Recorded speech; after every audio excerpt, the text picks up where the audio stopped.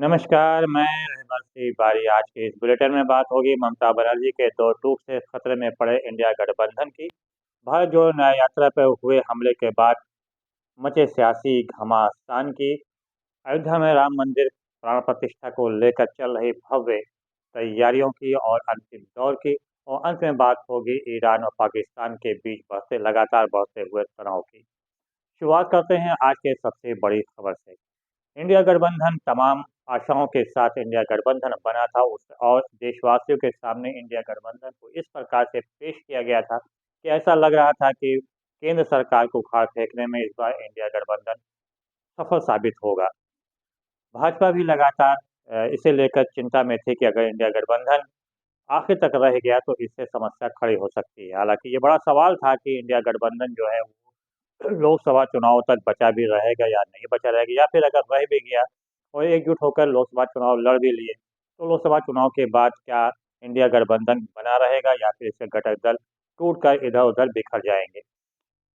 तमाम चर्चाएं लगातार गर्म थी, चर्चाओं का माल बाजार भी गर्म था और इन सब के बीच जो आशंकाएं थी लोगों की कि इंडिया गठबंधन चूंकि प्रमुख जो घटक दल हैं उनके शीर्ष नेता जिनकी महत्वाकांक्षाएं काफ़ी अधिक हैं और सभी की निगाहें वो है सिर्फ और सिर्फ प्रधानमंत्री की कुर्सी पर। जाहिर सी बात है, एक फूल है और कई माली हैं, यहाँ दो माली नहीं बल्कि कई माली हैं।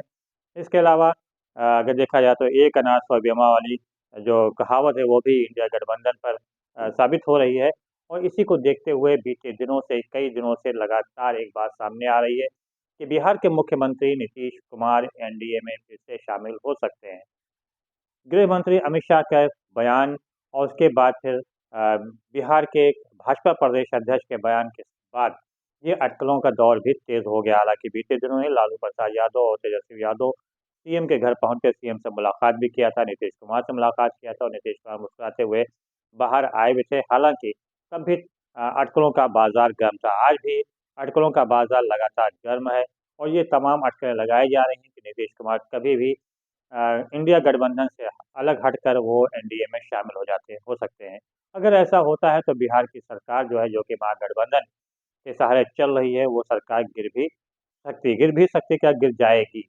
लेकिन जिस तरह से ये अटकलें हैं और इन अटकलों को लेकर हालांकि जदयू के जो विधायक हैं और सांसद हैं उनकी तरफ से बयान जारी किया गया और उन्होंने अटकलों पर विराम लगाने का पूरा प्रयास भी किया और कहा गया कि ये पूरी तरह से अफवाह है। लेकिन नीतीश कुमार की तरफ से पूरी तरह से चुप्पी साधी हुई है। और सबसे बड़ी बात एक और भी सामने नजर आ रही है, वो ये है कि इंडिया गठबंधन का जो प्रमुख दल है कांग्रेस, उसकी तरफ से पूरी तरह से चुप्पी है और किसी तरह का कोई बयान अभी तक कांग्रेस की तरफ से जारी नहीं किया गया।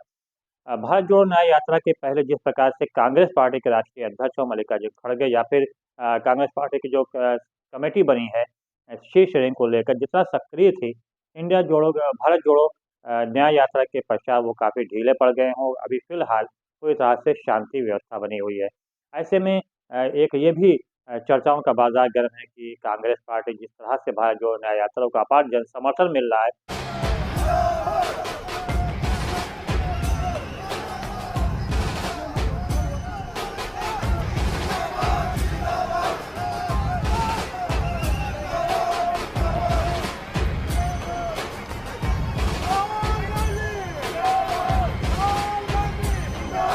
उसको देखते हुए कहीं ऐसा तो नहीं कि पूरा तरह से दबाव डाले अन्य घटक दलों पर और अपने हिसाब से शीट शेयरिंग करे।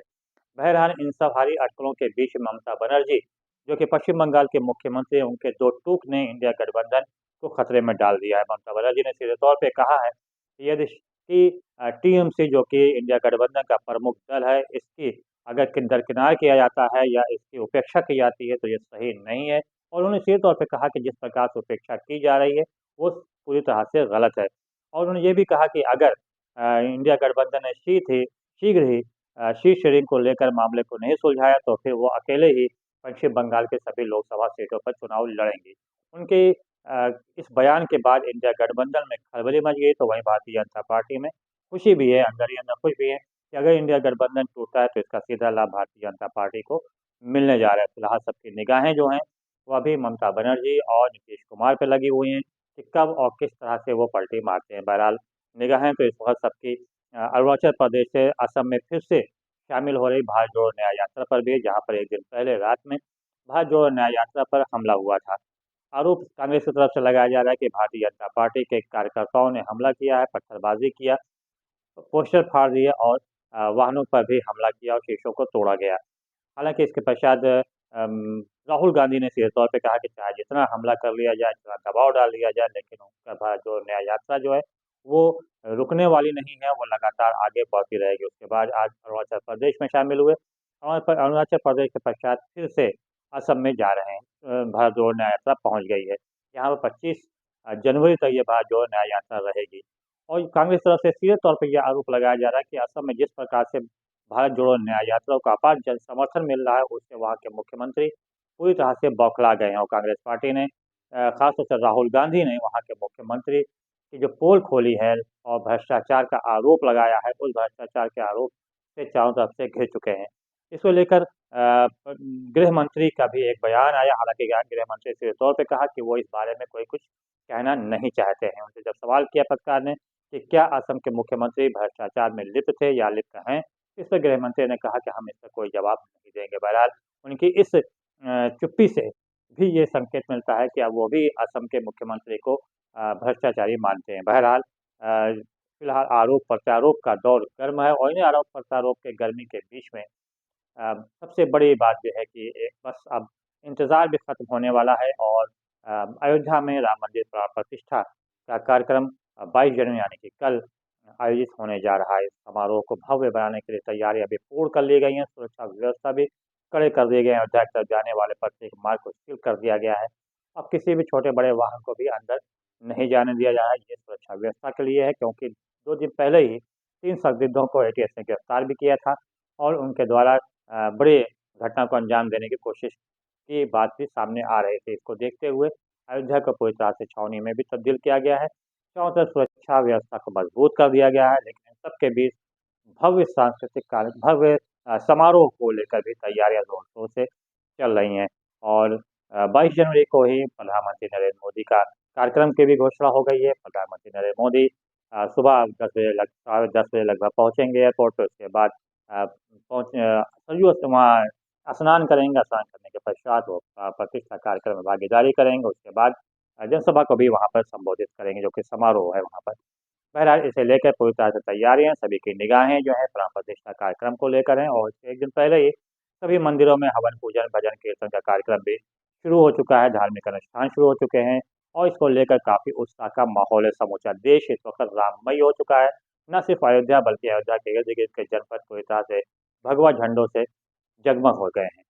बहरहाल ये तो आने वाला वक्त भी बताएगा कि अभी और समारोह कितना भव्य होगा। और सभी की निगाहें फिलहाल 22 जनवरी पर हैं, जब आतिशबाजी होगी, दीपावली मनाई जाएगी। निगाहें तो इस वक्त ईरान पाकिस्तान के बीच बढ़ते हुए तनाव को लेकर भी है, जहाँ पे बीते दिनों ही ईरान ने एयर स्ट्राइक किया था पाकिस्तान के ऊपर। फिर पाकिस्तान ने भी जवाबी हमला किया और इस बीच अब पाकिस्तान ने अपना राजदूत ईरान से बुला लिया है। इसके अलावा ईरान पे भी दबाव डाला है कि वह भी अपने राजदूत को वापस बुला ले और फिर पाकिस्तान पे न भेजें।